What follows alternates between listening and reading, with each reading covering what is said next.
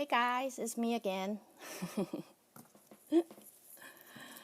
I think I was slowly getting used to this. My husband told me not to ever tell people how nervous I am because I don't look like it. But I think the reason I talk about it is not because I want to continue being scared. The reason I talk about it is I talk about it with the intention to overcome it. And because I have an intention to overcome it, I would remind myself not to do that anymore. So let's hope this week is better than last week. So anyway, today's my name is Ruowen Huang. I'm author, life coach, and also psychic. Today I want to talk about karma. Because yesterday we talked about reincarnation. And, the whole reincarnation platform doesn't quite work without the karma. And now I'm going to try to explain what karma is to you guys. When I was growing up, as I grew up in Taiwan, karma is it's a word I don't really quite understand, because when you talk to, or when you observe, watch, a lot of religious, ceremony, or you watch your family member pray, or chanting even, or you don't really understand what's the purpose of it. And a lot to them, when you ask them why are you doing this, they will usually tell you, because I'm repaying my debt. Because I come to this world with a lot of sin. Through chanting, I will reduce my sin. Or even sometimes you will hear some story about, someone is being abused by some guy. Like, let's say a wife is being abused by a husband, and then you have a question, why don't they just leave? And then the people or society will say, that's because the wife all the debt, have the traumatic debt of the husband, that's why she's being abused. That is, I know it's kind of confusing. I'm going to try to say it right. They will say because the wife abused the husband in previous life, that's why in this life she's being abused. Okay. When I was a kid, it doesn't really quite make sense to me, right? But we were always told that's the way it is. The things that we've been dealing right now, or the circumstance like it's hard for us right now that we are living in right now, is due to the cause of the previous life. And then, as I say in last episode, not only we have this life to worry about, we already worry about the next, because everything we do right now connect tightly to the next one, right? When I was a kid, my biggest issue about this karma things, it seems like the karma, the word in Taiwanese definition, is you are repaying your debt. You will always, whatever you do, you will have to pay that debt, right? But based on the action they do to paying that debt, it spurred another question in me. Is I'm always question, why are people always living in the past? Living in the past life that you do not see, and worry about the life that you are not living in. So my question is always about, what about now? What about now, right? I mean, when parents are chanting for the previous life and worry about the next one, I mean, the truth is I'm here. How about now? How about now? So I guess but it's funny because even though I start living in North America, and then, there's not that background here, I still notice that mentality is still here somehow. Like, people tend to live in the past and worry about future, and then forget the present.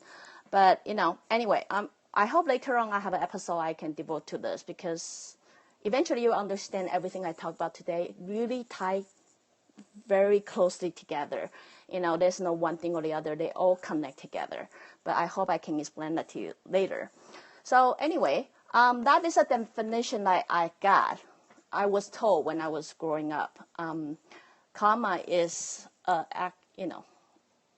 action, or it is, you would get what you give. You would get what you get. But in Taiwan, it's mostly focusing on bad thing. If you do bad thing, you will get bad thing back. Okay? But so because of that mentality, it got me to dig into what karma really is, because their answer just simply cannot satisfy me. So as I get sensitive and then get into a lot of case study, client too, and myself and all that, I come to this point, start to realize karma is an universal force that keeps everything in balance. I'm not sure if I can explain this correctly, but I'm gonna try. Okay. To understand how karma works, you have to first understand in soul level, there is no good or bad, high or low, or right or wrong.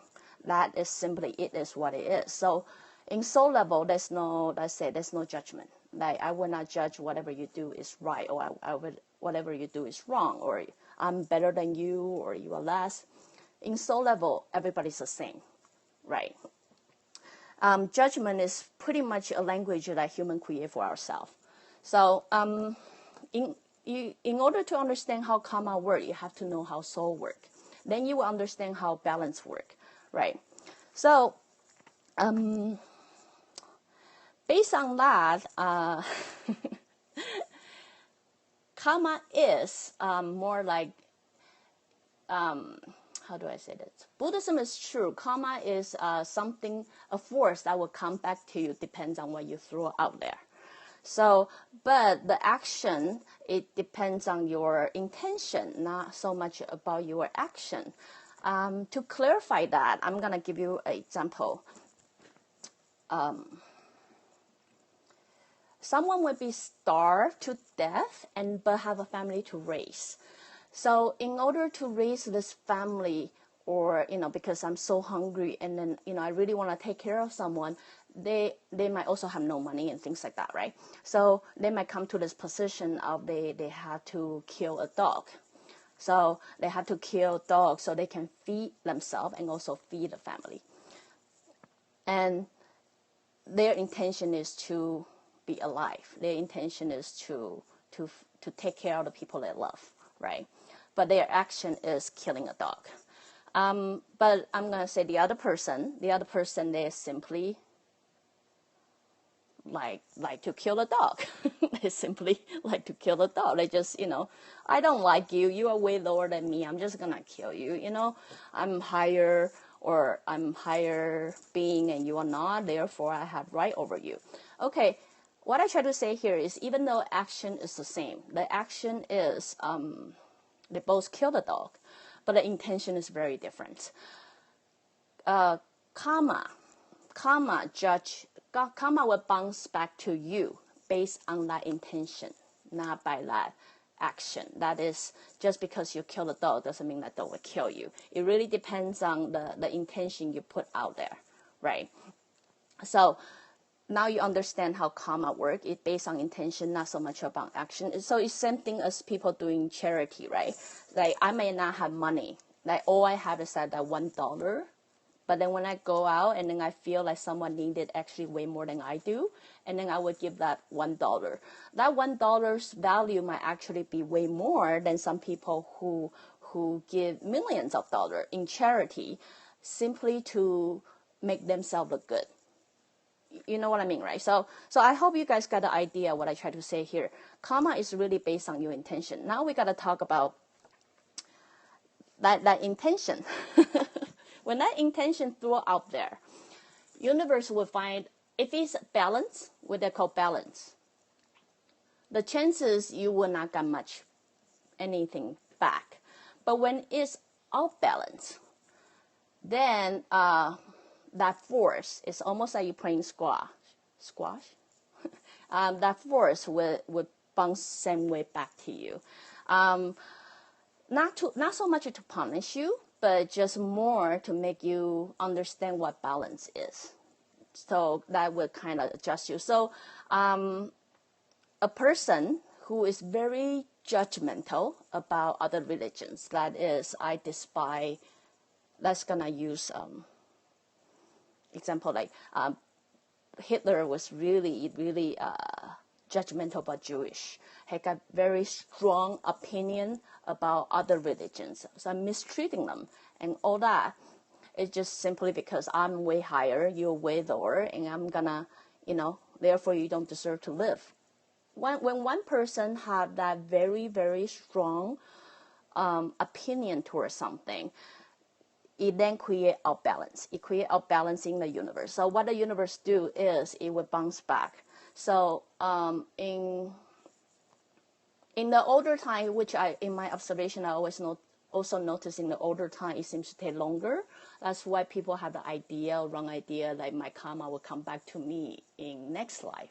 But as I start observing and studying, I realized that nowadays the karma time is shorter now. You might actually see your karma back in one lifetime. It depends on what you do. So anyway, back to that. When one person have very strong opinion toward Jewish, the chances before they might come back as Jewish and being despised by some other people, right? Not everybody despises them, but they might happen to choose living in a community like people despise them. The reason of that is they really have to feel how it's like to be in the other side.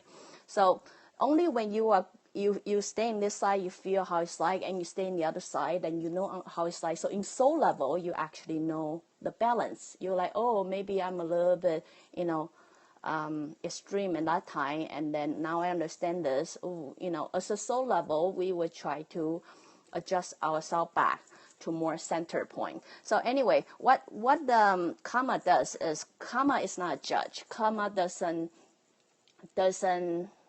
label you. It doesn't judge you. It doesn't say you're doing this right, you're doing this wrong, or anything like that. What karma really do is it's just a force, a universal force that keep everything in balance. So, we all know, right? When we off balance, we will know. So when we mistreated other people, we know too, right? So if any of you, right, don't want to worry about karma and things like that, I do have a tip for you. It's very simple tips. Before you do something, think about your intention, what your intention really is. If you, in this mode, you're not quite sure what the intention really is, now I have a question for you. I have a question for you if you don't know how to figure out what your intention is. This question is, no, this is not a question, actually. It's a statement. It's a statement, and then that will help you guys think about it. This statement say, don't treat others the way you don't want to be treated. So I would not treat other people the way I don't want to be treated. That is, the word coming out of my mouth, I will think about it. Is that something I want to hear? Is that who I am? Do I have intention to hurt that person? Or do I simply want to state the truth so I can be truthful to myself? So those are the things that you can think about, or even the action before you want to hurt someone. Think again, just really think again. Is that how you like to be treated? Because if it's not, the chance is this universal force will bring it back to you. Not to punish you, I have to say that again, but just to let you understand how it feels to be in the other side.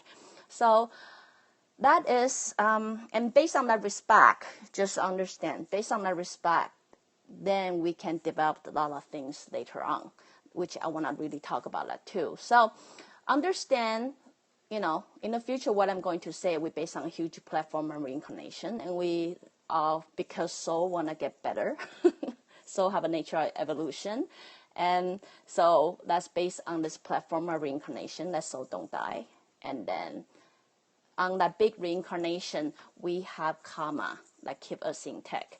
So I hope that answered you guys' question. And and tomorrow we're gonna talk about. I got a lot of vocabulary to throw to you guys, but tomorrow, you know what? I'm gonna talk about spirit guide. You're going to hear me saying this word a lot. But, I will talk about spirit guide and higher spirit. For me, they are very different. They are two different things. But I'm going to introduce those two words to you guys because you're going to hear me talk about it all the time. So I hope I answered your question about karma. and like give you guys some idea too. So, as I say, as usual, if you like what I'm doing, you can either subscribe my YouTube channel or go to my Facebook or visit my website at ruowen.com. Otherwise, I will see you tomorrow at 10. See you then. Bye.